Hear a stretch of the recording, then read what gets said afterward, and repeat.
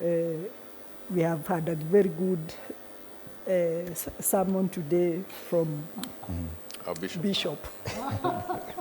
Mungatana. And the matter of faith and where God's heart is from Reverend on this side.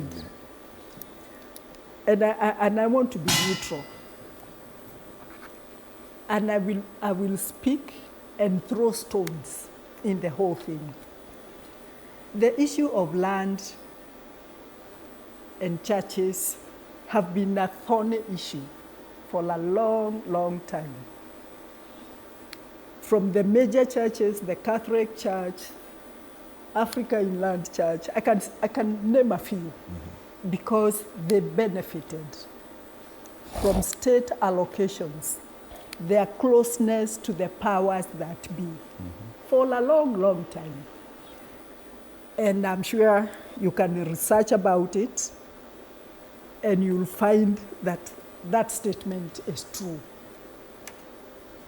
And the president, being a good student of those days, and now being commander-in-chief, knows how they attracted such following. And therefore, it could be good. He is still operating on the old constitution, if you asked me, that he probably does not remember that the issue of land is a very sensitive land, and especially that land that belongs to where he is a commander-in-chief. But we've seen people getting into land that belongs to judiciary, to prisons. I've read such things.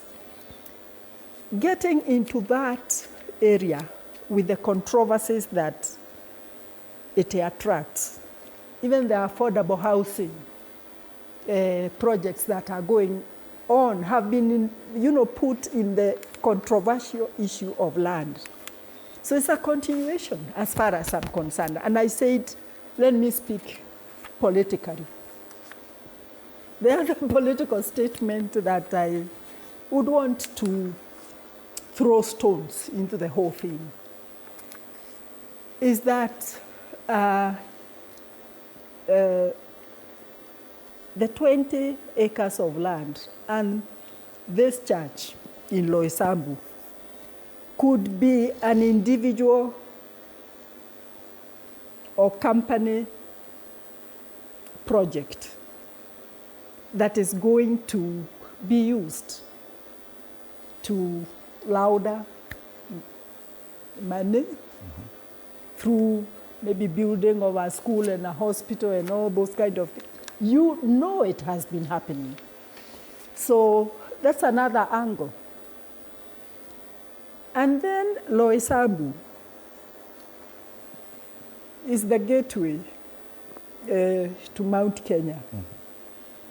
That also attracts a political eye. And the person and persons allowed around that unit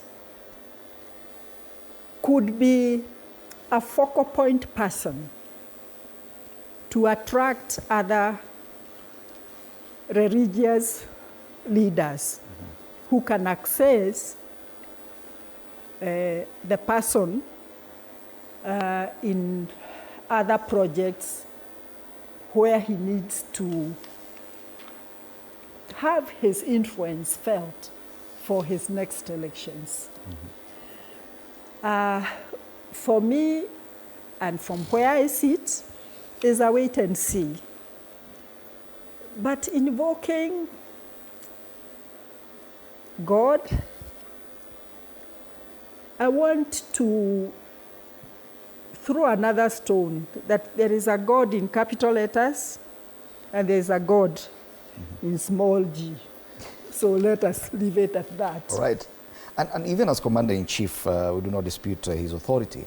Probably he should have used different language and said, we've resolved the land dispute to this extent, but he says, as Commander-in-Chief, the land is now yours. That statement in itself says that he has not even exhausted probably the resolution or the arbitration of the dispute. That in itself leaves a lot of questions.